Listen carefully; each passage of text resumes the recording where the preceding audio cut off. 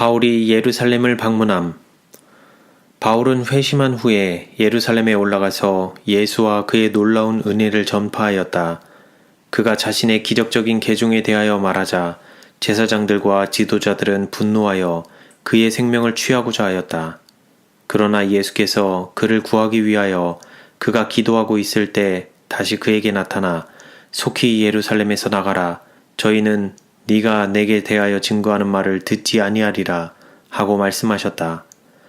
바울은 주여, 내가 주 믿는 사람들을 가두고 또 각 회당에서 때리고 또 주의 증인 스데반의 피를 흘릴 적에 내가 곁에 서서 찬성하고 그 죽이는 사람들의 옷을 지킨 줄 저희도 아나이다 하고 대답하였다.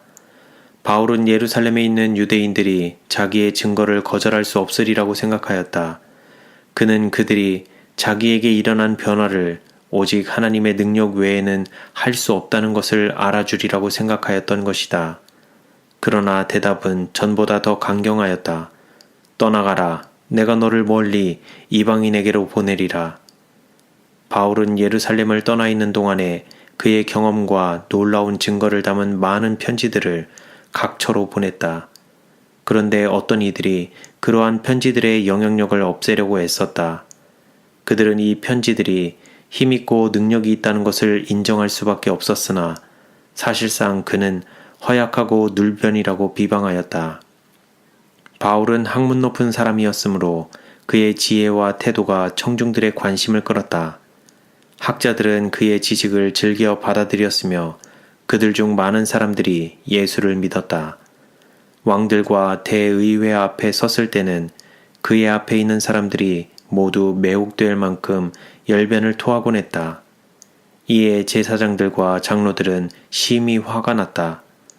바울은 깊이 있는 논쟁과 변론을 벌일 수 있는 역량이 있었으며 사람들을 최고의 고상한 진리로 이끌 수 있었고 하나님의 은혜를 깊이 있고 풍성하게 나타내기도 하고 저들 앞에 그리스도의 놀라운 사랑을 묘사하기도 하였다. 그는 또 단순함으로 일반 평민들의 수준에도 미칠 수 있었고 가장 능력 있는 태도로 그의 경험을 구사하여 저들로 하여금 그리스도의 제자가 되고자 하는 강렬한 욕망을 갖도록 했다. 주께서 바울에게 또다시 나타나 그가 예루살렘에 올라가서 주의 이름을 위하여 옥에 갇혀 고통을 당할 것을 보여주셨다. 그가 비록 오랫동안 감옥살이를 할지라도 주께서는 그를 통하여 그의 특별한 일을 이루실 것이다. 그의 갇힘은 그리스도의 지식을 전파하는 수단이 되어 하나님께 영광을 돌릴 것이다. 그는 시련을 겪으면서도 이 도시에서 저 도시로 돌아다니면서 왕들과 치리자들 앞에서 예수에 관하여 증거하고 자기 자신의 계종에 대한 흥미있는 사건들을 말해주므로 저들로 하여금 예수에 관하여 변명할 여지가 없도록 하였다. 무수한 무리가 그를 믿게 되었으며 그의 이름을 즐거워하였다. 나는 바울의 바다 여행을 통하여 하나님의 특별한 목적이 성취되었음을 보았다. 그는 그렇게 함으로 배에 탔던 선원들이 바울을 통하여 하나님의 능력을 보도록 하고 이방인들은 또한 예수의 이름을 듣고 바울의 가르침과 그가 행한 기적을 목격함으로 개종하도록 계획하셨던 것이다. 왕들과 치리자들은 그의 논리에 매혹되었으며 그가 성령의 능력으로 열심을 내어 예수를 전하고 그의 경험에 대한 흥미있는 사건들을 말할 때 저들은 예수가 하나님의 아들임을 믿지 않을 수 없었다. 그들 중 어떤 이들은 바울이 하는 말을 듣고 놀라서 네가 적은 말로 나를 권하여 그리스도인이 되게 하려 하는도다고 외쳤다. 그러나 그들 대부분은 이 다음에 저들이 들은 바를 다시 고려해 보겠다고 생각하였다.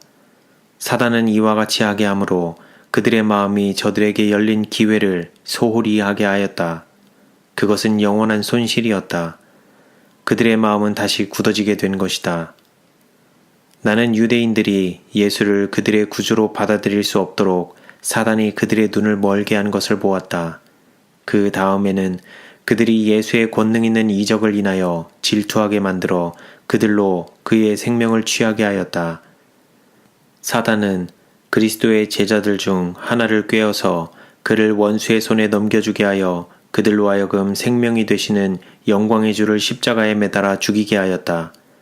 예수께서 죽음에서 일어나신 후 유대인들은 로마 병정들을 매수하여 거짓 소문을 퍼뜨리게 하므로 그가 부활한 사실을 숨기려 함으로써 죄의 죄를 거듭하였다. 그러나 예수의 부활은 동시에 다수의 증인들이 부활함으로써 갑절로 확실하게 증거되었다.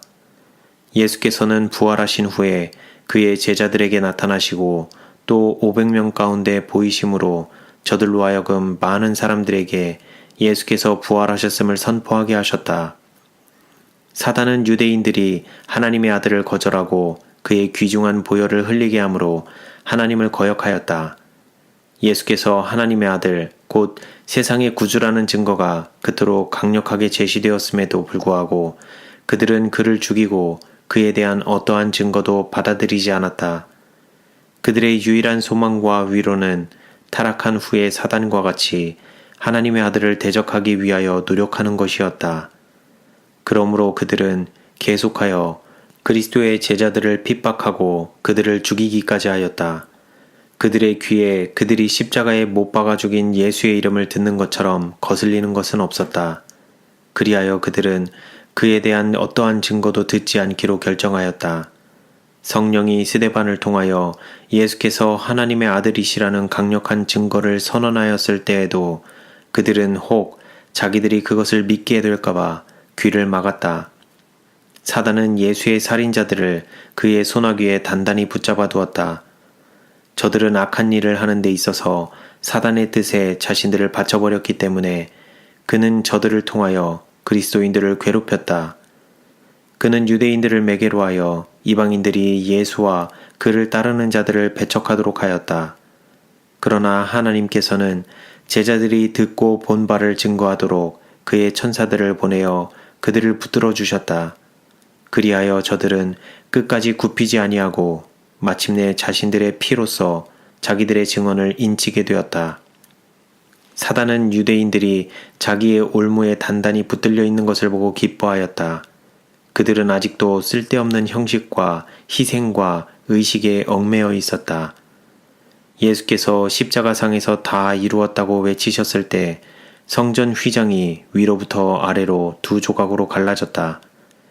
이로써 하나님께서 희생과 의식을 받으시기 위하여 성전에서 제사장들과 더 이상 만나지 않으실 것을 나타낸 동시에 유대인과 이방인 사이에 막힌 담을 헐으셨다는 것을 보여주셨던 것이다. 예수께서 양편 모두를 위하여 자신을 희생 제물로 바치셨기 때문에 양편 모두가 그를 죄의 대속물로서, 즉 세상의 구주로 믿는 것만이 그들에게 유일한 구원의 길이 되는 것이다. 로마 병정이 십자가에 매달려 있는 예수님의 옆구리를 창으로 찔렀을 때 두 가지의 분명한 액체가 흘러나왔다. 한 가지는 피였고 또 한 가지는 물이었다. 그 피는 그의 이름을 믿는 자들의 죄를 씻어주심을 표상한 것이고 그 물은 예수께서 믿는 자들에게 생명을 주는 생명수를 상징한 것이었다.